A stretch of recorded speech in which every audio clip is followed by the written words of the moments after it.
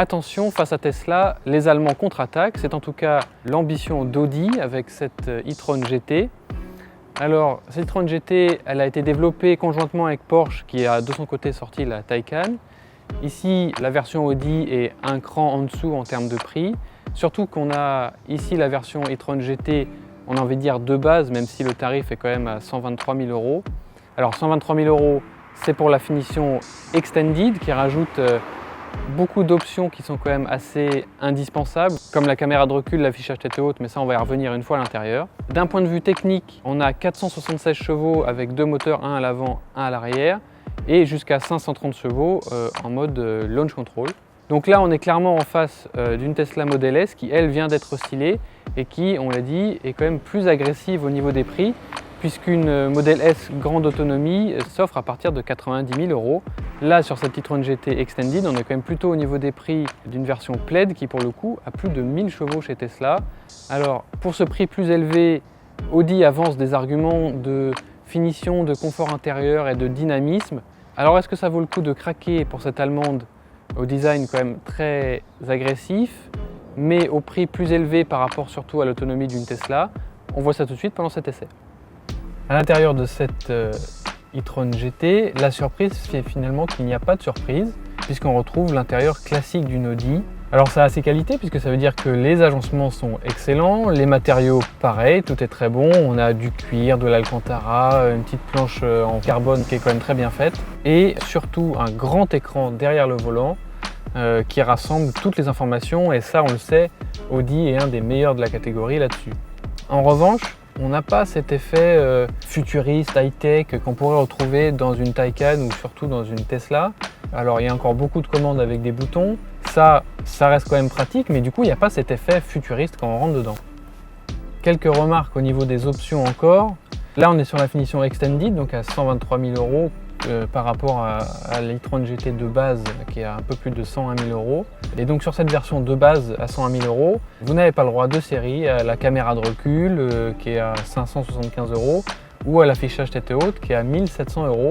Ça fait un peu pingre sur une voiture à ce prix-là et surtout sur une voiture qui se veut le summum du high-tech selon Audi. Sinon pour le reste tout y est, toutes les assistances à la conduite, le maintien dans la voie, la conduite semi-autonome, les différents modes de conduite qui jouent sur les suspensions qui sont ici pneumatiques en option et la gestion de la régénération au freinage qui se fait avec les deux palettes derrière le volant. Alors il n'y a pas de mode conduite à une pédale, les puristes préféreront effectivement conduire avec deux pédales, mais c'est vrai qu'en ville, de pouvoir utiliser que l'accélérateur, ça reste assez agréable, mais certains détestent, donc c'est selon votre goût.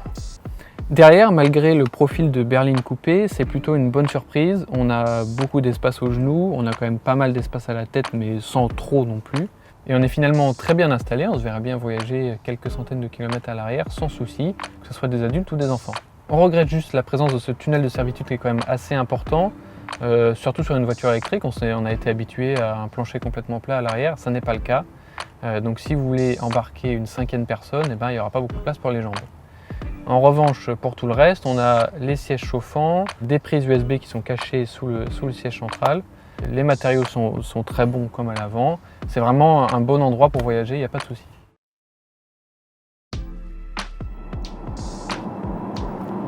Alors à bord de l'e-tron GT, il faut surtout garder à l'esprit le GT, qui est dans le nom, c'est ce qui est le plus important. Parce que si on pense trop à la Taycan, si on pense trop à l'e-tron GT RS, qui sont pour le coup vraiment des sportives ultra performantes, très dynamiques, et on pourrait être un petit peu déçu parce que sur cette version e-tron GT classique, quand même plus de 2300 kg qu'on a mesuré, et dans les virages ça se sent. Alors pourquoi ça se sent? Parce que cette voiture elle n'est pas équipée du pack dynamique qui inclut les roues arrière directrices notamment et le différentiel autobloquant à l'arrière. Et ça fait une vraie différence parce que quand on est à la limite en virage, il y a quand même pas mal de sous-virages, la voiture se couche un peu, on sent vraiment le poids. Alors, ça reste une voiture qui est extrêmement performante évidemment, on a 530 chevaux en launch control et ça pousse très très fort, nous on l'a mesuré à 4,4 secondes sur le 0 à 100.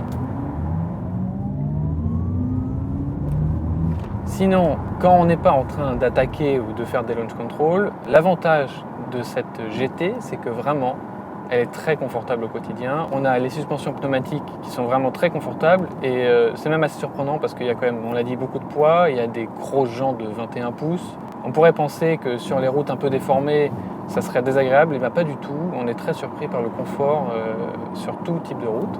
Alors après, comme toujours, le problème c'est l'autonomie. Nous, on l'a mesuré à un peu plus de 380 km, quand une Tesla Model S grande autonomie qu'on a mesurée avant qu'elle soit restylée est à 490 km, donc ça fait 100 km de différence, alors que cette Audi est plus chère.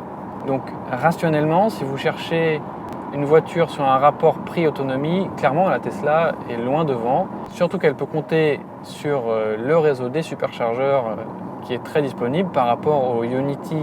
En France, il y a encore moins de 100 charges Ionity.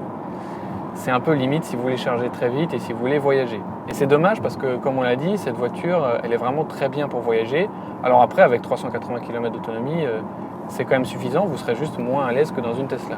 Cette e-tron GT est dans une position un peu délicate parce qu'elle est quand même moins dynamique, moins sportive qu'une Taycan ou qu'une RS e-tron GT, mais elle est quand même plus chère qu'une Tesla Model S.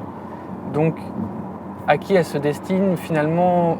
Peut-être plus à ceux qui sont déjà chez Audi, qui ont déjà une A6 ou quelque chose comme ça et qui chercheraient à passer à l'électrique, plutôt qu'à ceux qui hésitent entre une Tesla et une Audi, parce que là, sur le papier, à moins de faire un coup de cœur pour le design de cette e-tron qui, c'est vrai, est quand même beaucoup plus sympa, beaucoup plus sexy qu'une Tesla, et bien sur le papier, il n'y a pas grand-chose de plus intéressant pour cette e-tron.